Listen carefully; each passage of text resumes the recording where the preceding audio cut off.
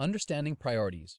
We live in the context of time. In some ways, passing time can be a big stressor, but it can also be a tremendous tool. In this next segment, we're going to look at how we can better commit our time so that we are truly balancing ourselves and working toward a more satisfying life. Let's look at this in terms of what is important to us and what is urgent. This simple matrix is based on the book First Things First by Stephen Covey, Roger Merrill, and Rebecca Merrill. I'm sure you'll see how helpful it can be. Imagine a matrix where the top two columns are urgent and not urgent, and the rows on the side crossing them are important and not important. This makes a grid where there are 4 boxes. This is figure 3.1, the importance urgency matrix.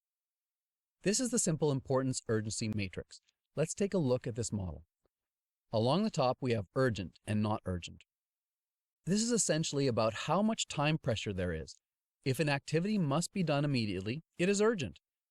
In the leftmost column, we have important and not important. If this is something that meets our goals, needs, and helps us achieve life balance, they belong to this important category. If they are trivial, they are not important. You can know whether it is important or not as they suit your own goals. Let's say you decide your relationship with your family is important. Often it's not urgent.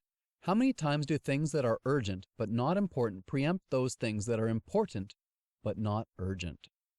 Phone calls from telemarketers might once have interrupted a bedtime story at my house. Not anymore. Most things are not that important. A call from our parents might qualify to preempt story time because that fits into the relationship with my family priority. If we consider this model, we will make better choices, especially in context of the Kraft model. We can put this into perspective and set up our time so that we are addressing more of the important but not urgent things by examining our priorities. If we know that a particularly stressful thing keeps falling into our not important but urgent quadrant, we might want to reevaluate it as a thing we do. We might want to take less time for those tasks, or we might want to delegate them or seek other help. Some things just might not be so important that they need to be done at all. An example of not important but urgent is answering a phone call from a telemarketer. You don't need to do this anymore. You can save all that time and aggravation by taking a look at the caller ID. You can even set up your phone so unidentified calls cannot get through. Let's expand the matrix. Urgent, not urgent again at the top. Important, not important. In the top left quadrant, under urgent, next to important. Deadline projects, crises, some meetings, medical crisis, baby crying, house is on fire. The next quadrant, important but not urgent. Time with your family, relationship building, prevention, health activities, reinforcing your life balance. Urgent but not important. Phone call from telemarketer, politician. Interruptions. Not important and not urgent. Surfing the internet, television, some phone calls, junk mail. That's figure 3.2, the importance urgency matrix examples.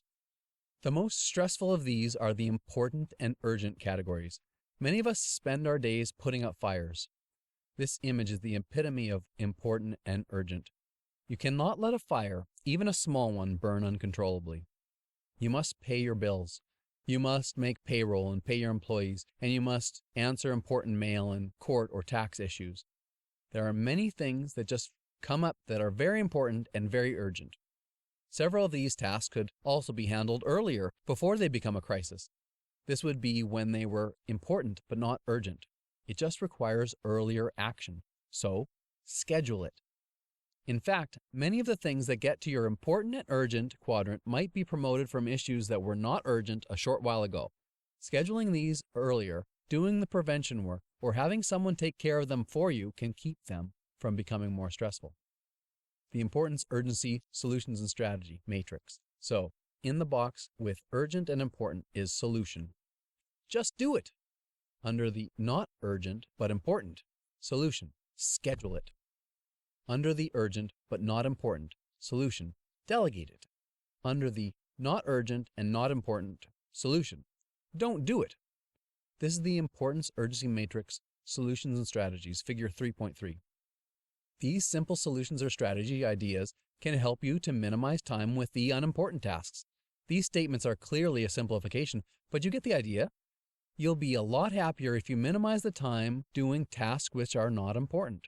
But remember, you can allow some things to increase in importance because they help you develop your life balance.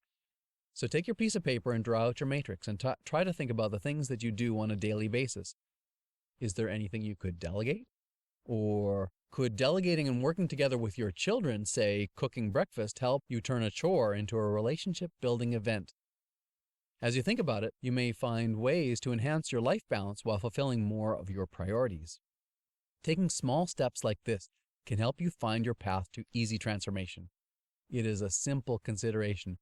We talk more about this in the Beyond Physical Health Implementation Program. In the meantime, take a look at the activities you commit to and see if you can identify those tasks that are your priorities.